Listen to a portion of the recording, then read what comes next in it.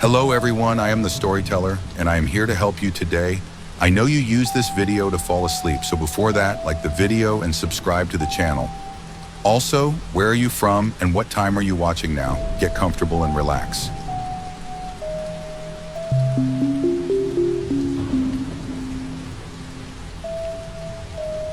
What's worse than an exorcism? It was 2 a.m. in the morning, and I was either about to ruin my friend group or start something new and strange.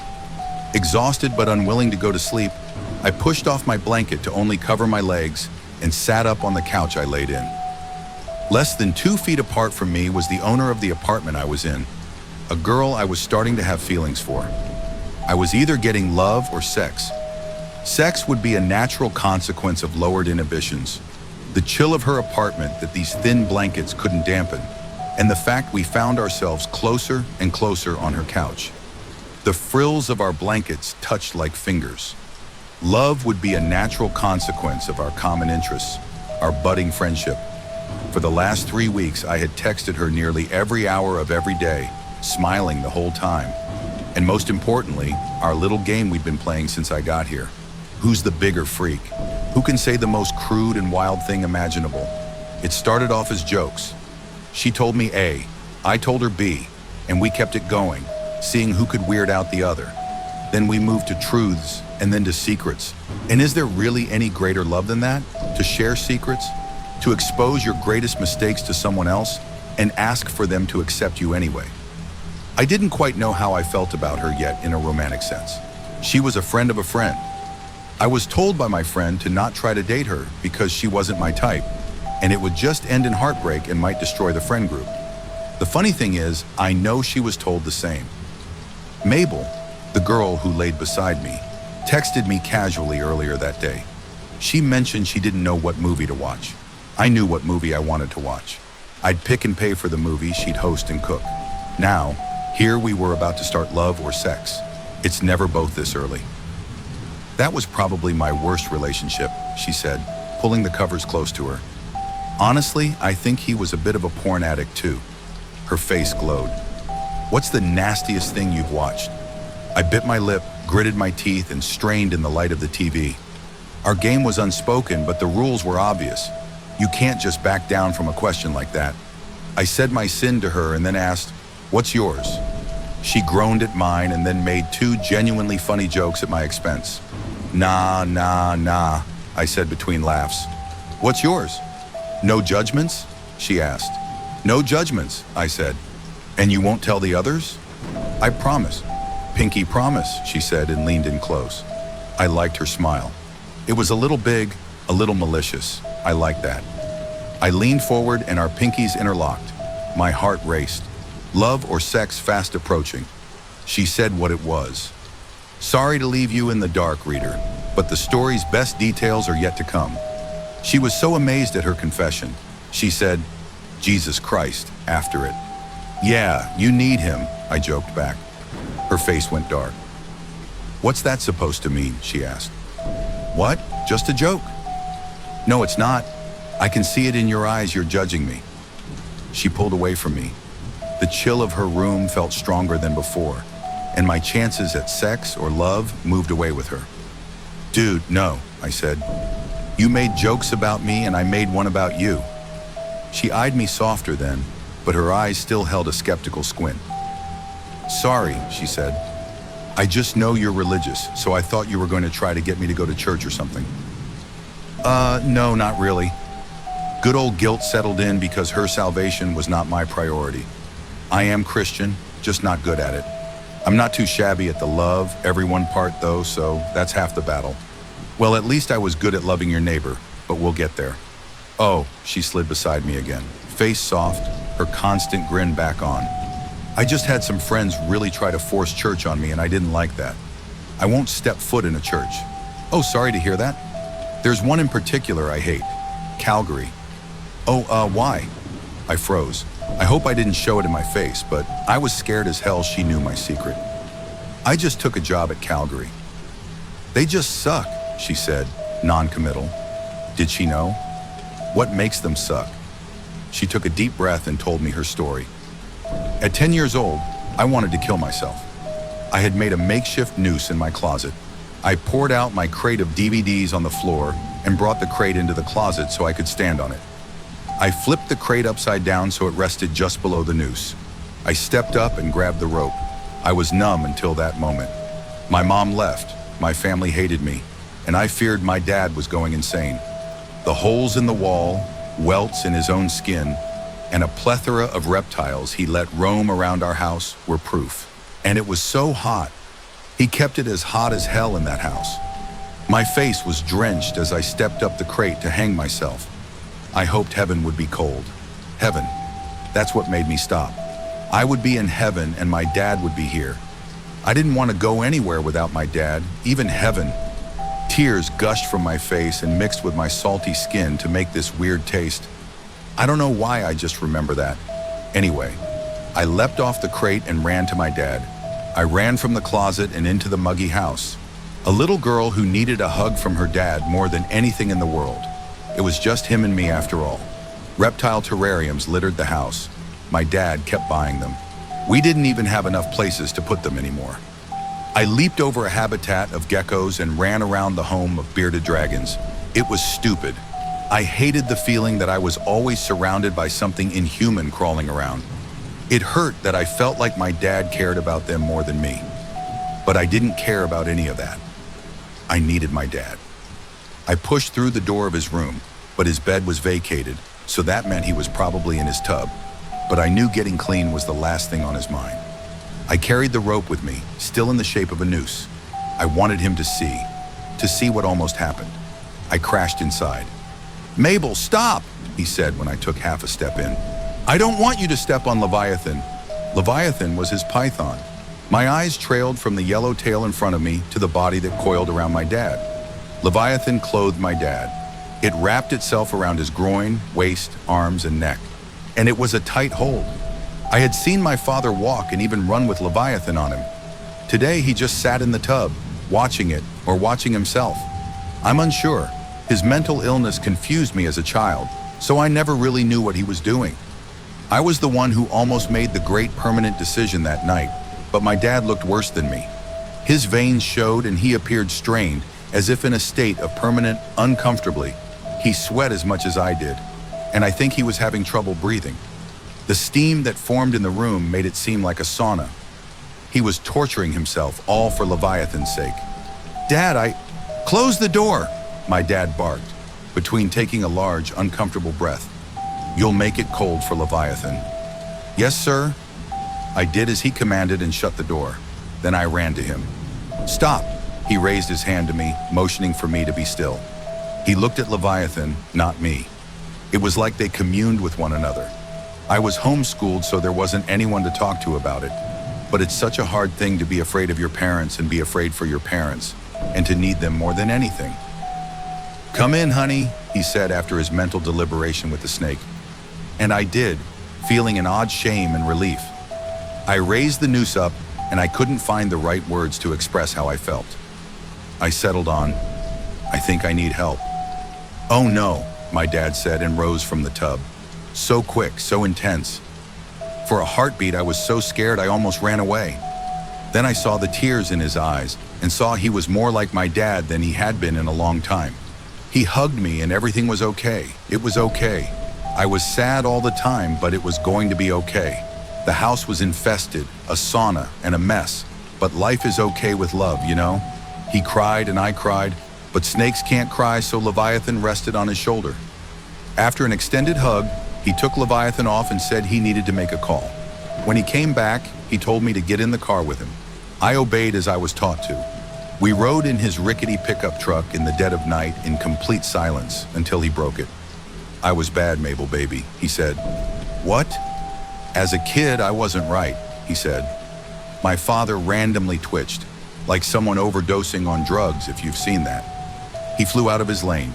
I grabbed the handle for stability. The oncoming semi approached, honked at us. I braced for impact. He whipped the car back over. His cold coffee cup fell and spilled in my seat. My head banged against the window. It hurt and I was confused. What was happening? The world looked funny. My eyes teared up again, making the night a foggy mess. I wasn't good as a child, Mabel baby. I was different from the others. I saw things, I felt things differently. Probably like you. He turned to me and extended his hand. I flinched under it, but he merely rubbed my forehead. I'm sorry about that, he said. Hands on the wheel again, still twitching, still flinching. You know you're the most precious thing in the world to me, right? Yes, I know. We're going fast. You don't want to get pulled over, right? Oh, I wouldn't stop for them. No, Mabel baby, because your soul's on the line. I won't let you end up like me. There was no music on. He only allowed a specific type of Christian music anyway. Weird chants that even scared my traditionally Catholic friends. The horns of other drivers he almost crashed into were the only noise. What do you mean, Daddy? I was a bad kid. What did you do? I was off to myself, antisocial, sensitive, cried a lot, and I wasn't afraid of the dark, Mabel baby. I'd dig in the dark if I had to. His body convulsed at this, his wrist twisted, and the car whipped going in and out of our double yellow line lane. I screamed, in, out, in, out, in, out, life-threatening zigzags. Then he adjusted as if nothing happened. Daddy, I don't think you were evil. I think you were just different. This cheered him up. Yes, some differences are good, he said. We're all children under God's rainbow. Yes, I said. We're both just different. We're not bad. Then why were we treated badly? We were children of God, but we were supposed to be loved. We love each other. That's not enough, Mabel baby. The good people have to love us. But if they're mean, how good can they be? Good is God. They're closer to him than us, so we have to do what they say. But Daddy, I don't think you're bad. I don't think I'm bad. I think we should just go home. No, we're already here. They have to change you, Mabel baby. You're not meant to be this way. You'll come out good in a minute. We parked. I didn't even notice we had arrived anywhere. I locked my door. We were at a church parking lot. The headlights of perhaps 3 other cars were the only lights. He unlocked my door. I locked it back. Shadowy figures approached our car. It's okay, honey. I did this when I was a kid. They're going to do the same thing to me that they did to you. Bang, bang, bang. Someone barged against the door. They made me better, honey. The same thing they're going to do to you. My dad unlocked the door. Someone pulled it open before I could close it back. I screamed. This someone unbuckled my seatbelt and dragged me out. I still have the scars all up my elbow to my hand. Screaming didn't stop him. Crying didn't stop him. My trail of blood didn't stop him. The end of her story. And that's it. That's all I remember, she said and shrugged. Wait, what? There's no way that's all? Yep. Sorry. Well, no, dude, tell me what happened. What did they do to your dad? Does it have to do with the reptiles? What did they do to you? I just remember walking through a dark hallway into a room with candles lit up everywhere and people in a circle. I think they were all pastors in Calgary. They tried to perform an exorcism.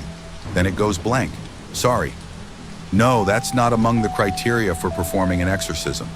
Excuse me? Are you saying I'm lying? She said with a well-deserved attitude in her voice because I might have been yelling at her. I wasn't mad at her, to be clear. I was passionate.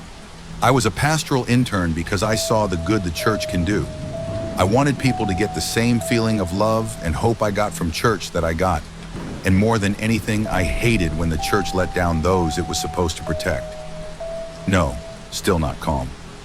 I'm just saying a child considering suicide isn't in the criteria to perform an exorcism. Oh, maybe it's different for Calgary.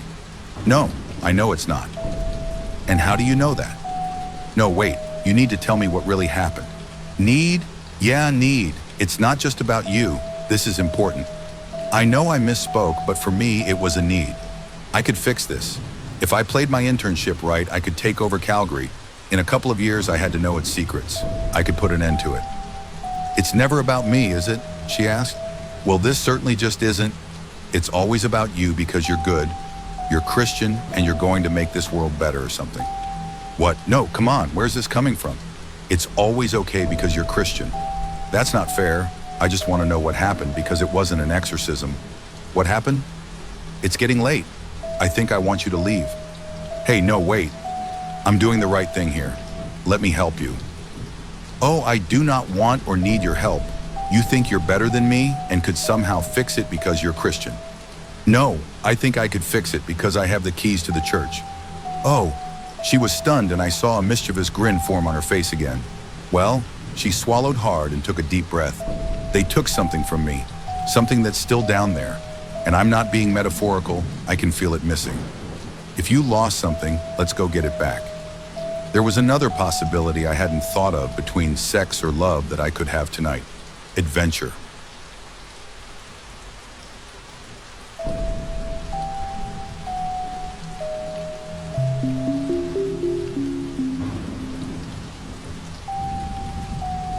My uncle has a strange set of rules. I moved in with my uncle, who had a strange set of rules. When I was 12, I was forced to spend a summer with my great-uncle Jeremy. You see, I was a bit of a troublemaker back in those days, and my parents thought if I spent some time with my strict grouch of an uncle, I would somehow be rehabilitated. You can imagine how hard my eyes rolled when my mom and dad told me about their plan, but I was oblivious to the horrors I would endure that summer. Uncle Jeremy was somewhat of a mountain man. He lived in the remote wilderness of Montana's high pine forest. A homesteader through and through, he'd made a life where most people would go insane. Granted, Uncle Jeremy did seem a bit kooky to me at the time. My dad almost tossed me out of the car as we rolled into my uncle's mountain cabin. He didn't even wait for Uncle Jeremy to greet me at the door. I watched as Dad's little Prius made its way back down the long driveway and onto the unkempt dirt road. While I was a bit offended by how I'd just been abandoned, I was not envious of the long journey ahead of him. It took us almost 2 hours to traverse that nasty road. I was sure we'd be left stranded at one point or another. A Prius is no off-roading vehicle. The hybrid's taillights disappeared amongst the dense forest. My attention turned to the rickety wooden cabin. This house was not what you would imagine it to be. It wasn't the picturesque idea people have when they think of a log cabin. I could see the structure had been through a lot. The logs were weathered, faded by the hot Montana summer and the icy winter winds. I could tell that everything used in its construction was sourced from the surrounding forest. Likewise, no modern amenities were visible. No power lines, fire hydrants, not even a satellite dish. I knew then it was going to be a duller summer than I'd imagined. I lifted a hand to knock on the old door and stopped when I noticed a few deep scratch marks on its facade. Bears? I thought to myself. An uneasy feeling that I was being watched from the pines came over me. I cocked my head in the direction of the tree line. It felt like something was calling me over to the woods. The door squealed open and I returned my gaze to the cabin. In the passageway stood a gray-bearded man. The fibers in his beard long, greasy, and matted. His skin was old and weathered. I suspected the same reasoning as the cabin's. He looked at me through the gray film in his eye. I'd never actually met Uncle Jeremy up until that point, but I'd heard stories about him from my father. My father had suffered the same fate as me the summer between 7th and 8th grade. He told me Uncle Jeremy was not a man to be trifled with. You listen to everything your Uncle Jeremy tells you. He is not a man you want to make angry. My father would lecture, but when I looked into the face of the withering man, I didn't sense an ounce of animosity. He almost seemed kind. Nothing resembled the ferocity my father had mentioned. Hi, I'm Marcus. I outstretched my hand in the introduction, but he slapped it away before placing a hand over my mouth. Shh, we don't say names here. He moved my head over to the side to make sure no one or nothing was listening. More of my father's description of my great-uncle came to mind. Uncle Jeremy is a bit strange, but he has your best interest in mind. Try your best to ignore his lack of civility. The words were all starting to make sense now. Uncle Jeremy ushered me into the cabin and I thought I heard him whisper my name as he pushed me inside. That is until I turned to see the look of fear in his eyes. I knew then that the sound had drifted in on the early summer breeze, somewhere beyond the tree line, and the hairs on the back of my neck stood. Is everything okay, Uncle Jeremy? His open palm slapped my cheek as I spoke his name. Damn it, kid, I told you no names, he said through gritted teeth before returning his gaze to the tree line. Almost like a dream, a faint voice slithered into the cabin. Jeremy, the voice called. What the hell is that? I asked but received no reply. Uncle Jeremy quickly slammed the door shut. Rule number 1, no names. I dropped my gaze at his reprimand. Rule number 2, if you hear something strange, leave it be. Ignore it. You hear me? I ponder his instructions before moving to question his logic. Why? Not another word on the matter, those are the rules. My only rules, you follow them or I'll send you back to your little life in Boise, you hear me? Just then my escape from homestead living became clear. Break a few rules here and there, and I'd be back in the gem state. I tried not to smile at the plot that was formulating in my mind. Your room is down yonder. The old man pointed down a small hallway before leading me to it himself. We stepped into a small 10 by 10 room. I threw my backpack onto the bed and plopped down right beside it, giving a grunt of relief. What do you think you're doing, kid? This isn't some luxurious mountain retreat. I eyed the crumbling wooden walls. The understatement of the century, I thought to myself. We have work to do. He moved to the window and pushed open the shutters, taking in a lungful of pristine mountain air in the process. Beyond his gaze stood a 2-acre clearing in the forest, a mix of fields, more comparable to glorified gardens, and livestock, chickens, goats, and 1 cow. He turned to me and noted my disappointed face. What, you think this was a free ride? No, we work for our food here, he said with the first ounce of enjoyment I'd seen inch across his face. He pulled open a drawer on the nightstand. I placed these here for you before you got here. I peered into the drawer to find some old torn overalls. You put those on and meet me outside. There's a lot to get done around here. The faster we get it over with, the faster we can have ourselves a nice supper. Later that night, I lay in bed unable to sleep. All of my muscles were aching. Uncle Jeremy was not lying. Homestead living is not for the weak. We'd worked until the sun met the horizon, and this time of year in Montana, that was around 9:30 p.m. We'd weeded the fields, fed the chickens, and milked the dairy cow whose name I found out to be Bessie, and done dozens upon dozens of other tasks that were not very enjoyable. The best thing about it was that Uncle Jeremy said we would do it all again the next day. I placed the pillow over my face, hoping that it would suffocate me. I was a beat dog that needed to be put out of its misery. The warmth of the plush fabric seemed to comfort me a bit, so I left it there as the night slowly started to wash over me. Just as I was about to fall into an uneasy night of sleep, I heard scratching from the other side of the wall. It was coming from outside. The sound was very faint. It almost reminded me of the time we had mice inside the walls back home. Only these walls were not hollow. They were solid lumber. I moved the pillow off to the side, making sure that nothing muted the scraping by my head. Scrape, scrape, scrape. The noise sounded rhythmic, almost as if someone was sending a message. Scratch, scratch, scratch. Whatever it was clawing deeper into the side of the cabin. Whatever was making the noise was too strong to be a mouse, a raccoon maybe. Then the sound intensified to a loud, ear-piercing screech, like someone clawing at an old chalkboard. Screech, screech, screech. I shot to a seated position. It must have been a bear. Montana grizzlies scared the shit out of me, part of the reason why I'd never come to meet Uncle Jeremy in the first place. I heard the same faint whisper that had come from the tree line earlier that day. Only this time, instead of Uncle Jeremy's name, my name hissed in through the cracks of the cabin. Marcus! I looked at the shutters on the window, and my heart dropped when I saw something slowly pulling them open. Uncle Jeremy! I shouted. From down the hall, I heard a bedroom door smash open, followed by my room's door. Uncle Jeremy stood there holding his 22-inch hand, his eyes meeting mine, before noticing the slowly creeping shutters. He leaned the gun on the wooden wall before running over to the shutters and forcing them closed. He quickly locked the latch before turning to me. Kid, I had 2 rules and you broke both of them the first night. He shouted at me while I still trying to make sense of what just happened.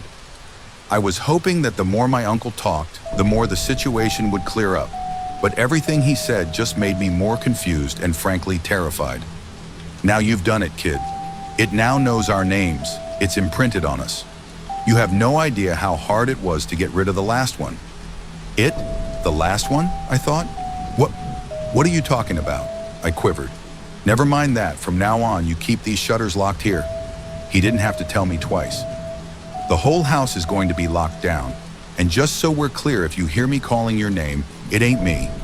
What the hell, what else could it be? I opened my mouth to ask a clarifying question. What is it? I said. What's my second rule? My uncle commanded. I pondered for a bit before responding. If I see something, leave it be. That's right, leave it be. No more of this. We will not talk about it anymore. It will only encourage it. Suddenly, I no longer wanted to go through with my plot to get Uncle Jeremy to send me home. The next morning after breakfast, Uncle Jeremy and I stepped outside to inspect the side of my wall where the noise was coming from. Uncle Jeremy touted a gun belt today, a Magnum revolver in its sheath. When we gazed at the marks on the wall, I was sure that no grizzly had created the noise. These scratches were not random like the ones on the door. No, these markings were indeed a message. Drawn on the wooden logs was a cryptic symbol, a circle with 3 jagged lines drawn through it. On top of this circle were 2 names, Jeremy and Marcus. I gulped as Uncle Jeremy got a closer look. He gave a nervous chuckle. "He'll be back tonight," he said in a tone that desired itself to be false. My stomach fluttered in fear. Bessie, the dairy cow, gave an agonizing moo. I could tell that something was bothering her. Uncle Jeremy turned with a sad look on his face. He took to his feet and walked his way over to the cow. When he was feet away from her, he took to one knee. It's already begun. I looked over his shoulder and my mouth dropped when I saw the sight of gore that still torments me to this day. Bessie's udders were mutilated, flesh hanging off of each of the protrusions, and flies feasting on her fresh wounds as blood mixed with fresh milk. "Poor Bessie," Uncle Jeremy said. I could tell that seeing his cow suffer made him emotional. I moved to comfort him, but before my hand could grace his shoulder, he stood.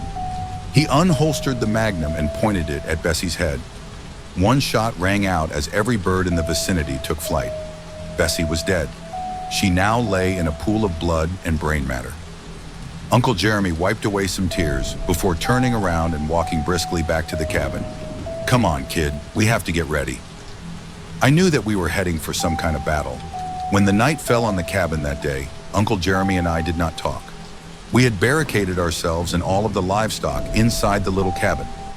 A total of 22 chickens, 7 goats, and a variety of domesticated geese. He'd thrust a rifle in my hand and give me instructions on how to shoot, though he said not to use it unless something happened to him. For the most part, the night was quiet. The chickens and geese had rusted for the night, and the goats had lost the excitement of being in a new environment. They now huddled together in a corner of the living room. I would almost say it was peaceful, until every animal began screeching at the top of their lungs. The birds flocked around the house. The goats erupted in a panic, running around trying to find any hiding place they could. Most now cowered under the dining room table. Almost as quickly as the commotion began, it all quieted down. I looked at Uncle Jeremy in bewilderment, but the look in his eye told me he'd seen all of this before. His eyes trained on the door. A familiar sound slid across the other side of the door. It was the scratching that we'd heard the night before. In the same fashion, the scratching intensified before it erupted into a frenzy of banging.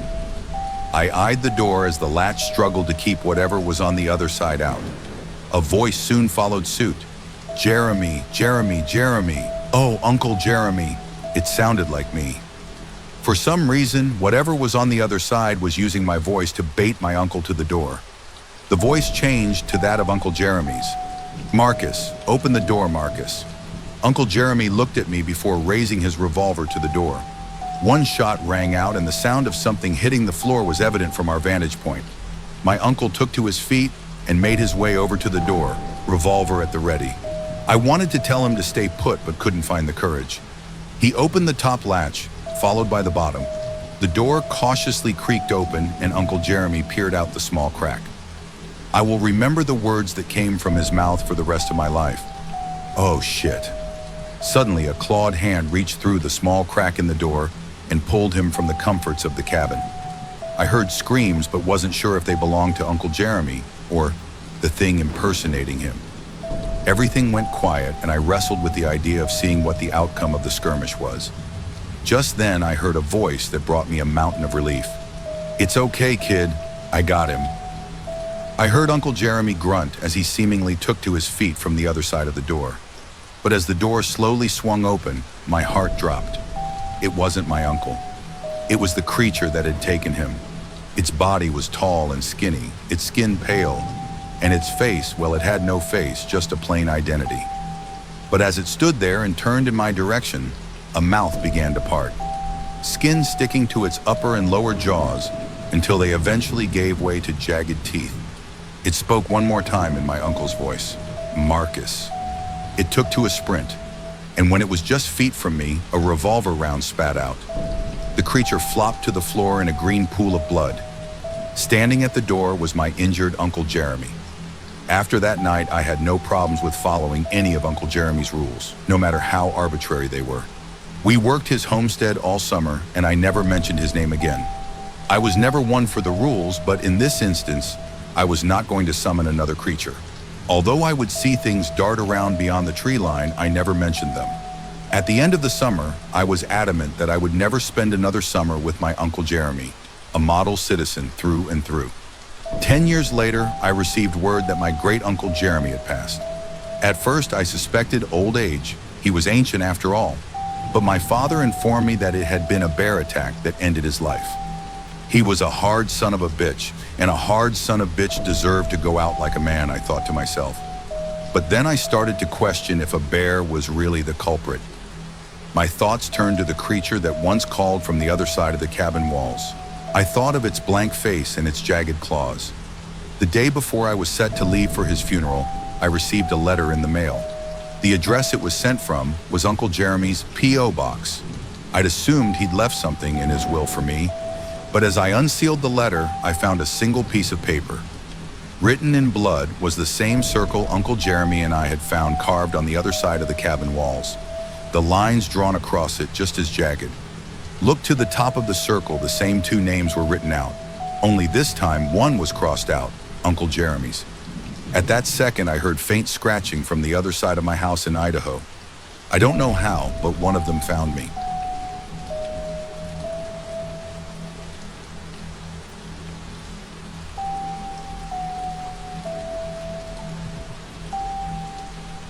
Thanks for tuning in to today's horror story. If you have a horror, mystery, or haunting story you'd like to share, send it to us at Urban America Horror. And don't forget to subscribe and turn on notifications so you never miss a new episode when we upload it. We'll always be here waiting for your next horror story.